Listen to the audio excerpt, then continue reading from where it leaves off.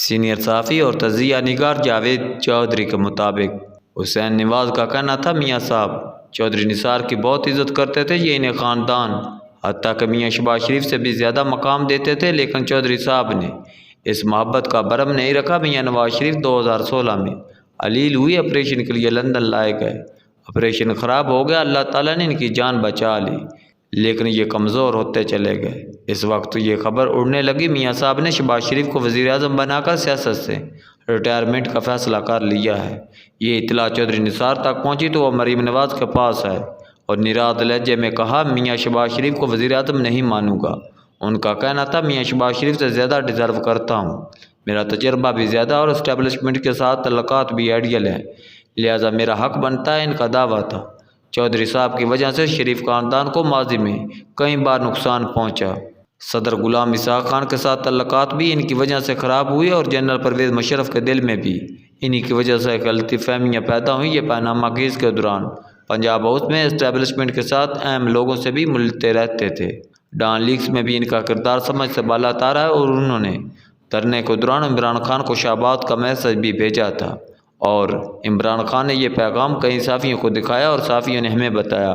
مجھے 12 اکتوبر 1999 کی وہ شام بھی اچھی طرح یاد ہے جب فوج وزیر اعظم ہاؤس میں داخل ہوئی۔ چودھری صاحب کمرے میں لیٹے ہوئے تھے، فوج آئی اور اس نے سب کو گرفتار کر لیا، لیکن چودھری صاحب کمرے سے نکلے اور ہمیں ملے بغیر چپ چاپ گاڑی میں بیٹھ کر چلے گئے، جبکہ سیف الرحمن وزیر اعظم ہاؤس سے باہر تھے، مگر وہ آئے اور خود کو ہمارے ساتھ شامل کر لیا۔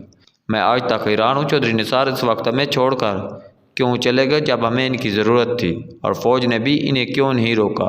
دوسرا، یہ ہمیشہ کلیم کرتے تھے اسٹیبلشمنٹ کے قریب ہوں، میں انہیں سب سے زیادہ جانتا ہوں، لیکن یہ کسی بھی معاملے میں پارٹی اور نواز شریف کی مدد نہ کر سکے۔ میں نے ان سے پوچھا، پارٹی اسحاق ڈار صاحب کو اتنی اہم وزارت کیوں دینا چاہتی ہے؟ تو یہ بولے، معیشت کو وہ اچھی طرح سمجھتے ہیں، پاکستان کے معاشی امور کو جاننے اور چلانے کے لیے اعلیٰ کوالیفائڈ لوگوں کی ضرورت نہیں ہے، اس کے لیے اسٹریٹ اسمارٹ لوگ چاہیے، اور ڈار صاحب میں یہ خوبی موجود ہے۔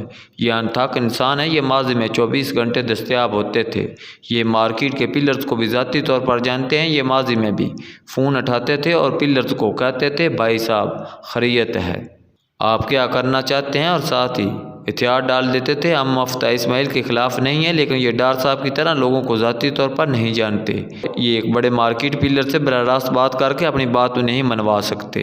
اسحاق ڈار صاحب یہ کام آسانی سے کر سکتے ہیں۔ میں نے پوچھا، یہ خبر گردش کر رہی ہے ڈار صاحب وزیر خزانہ کے بجائے چیئرمین سینٹ بن رہے ہیں؟ حسین نواز کا جواب تھا، نہیں۔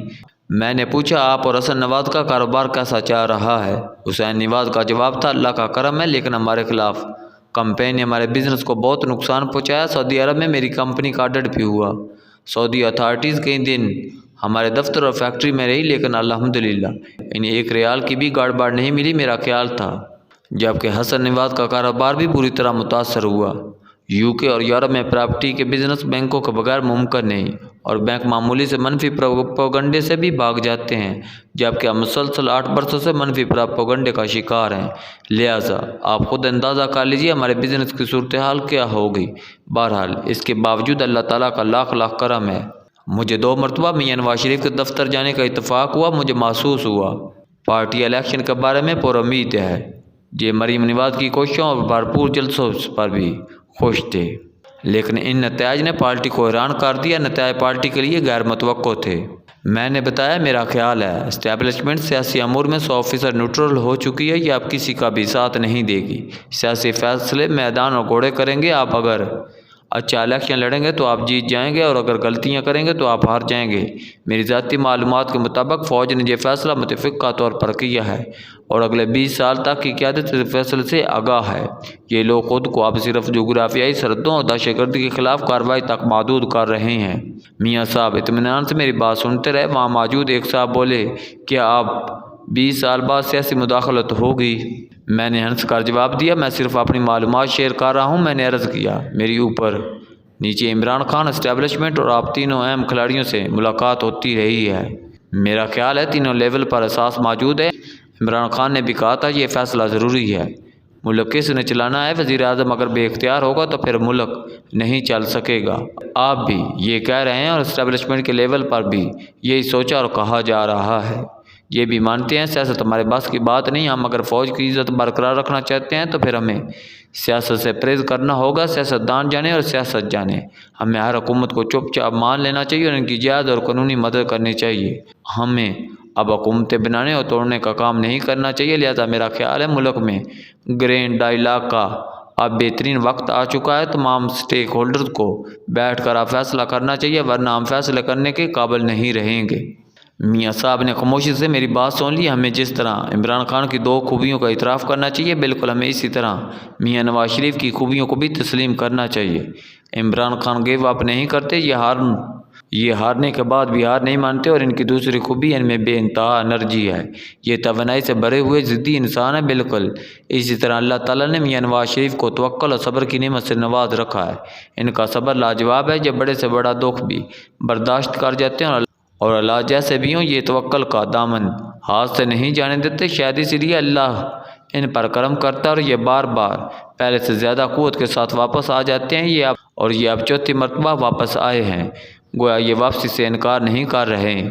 یہ جانتے ہیں یہ جتنا عرصہ ملک سے دور رہیں گے ان کی پارٹی اتنی کمزور ہوتی چلی جائے گی، اور اگلے الیکشن ان کے بغیر ہو گئے تو پھر نون لیگ سمٹ کر چھوٹی جماعت ہو جائے گی، اور میاں نواز شریف یہ نہیں چاہیں گے۔ دوسرا، ملک واقعی نازک دور میں داخل ہو چکا ہے۔ میں مدت سے اس خدشے کا اظہار کر رہا ہوں کہ لوگ مجھے منفی ذہنیت کا تانا بھی دیتے تھے اور مجھے یہ مشورہ بھی دیتے تھے آپ کسی پازیٹیو سائڈ بھی دیکھ لیا کریں۔ لوگ اس ملک میں دال اور چاول بیچ کر ارب پتی ہو گئے ہیں، آپ کو یہ نظر نہیں آتے۔ میں خاموش ہو جاتا تھا، مگر اب پورے ملک کو دیوار بھی نظر آ رہی ہے اور اس پر تحریر بھی۔ ہم اگر اکٹھے نہ بیٹھے، یہ نفرت ختم نہ ہوئی، تو ہم نے اگر سسٹم کو صاف نہ کیا اور بڑے اور بنیادی فیصلے نہ کیے تو یہ ملک چلا جائے گا، ہم دیوالیہ ہو جائیں گے، اور اگر خدا نخواستہ یہ وقت آ گیا تو ہماری معیشت بالکل تباہ و برباد ہو جائے گی۔ پنجاب کی تازہ ترین صورتحال آپ کے سامنے، آپ اس صورتحال کو معاشی حالت میں رکھ کر دیکھیں، کیا ہم مزید تاخیر افورڈ کر سکتے ہیں؟ پنجاب کی صورتحال اگر اسی طرح پھیلتی چلی گئی تو ڈالر 300 روپے کراس کر جائے گا، اور اس کے بعد پاکستان معاشی طور پر بحال نہیں رہ سکے گا۔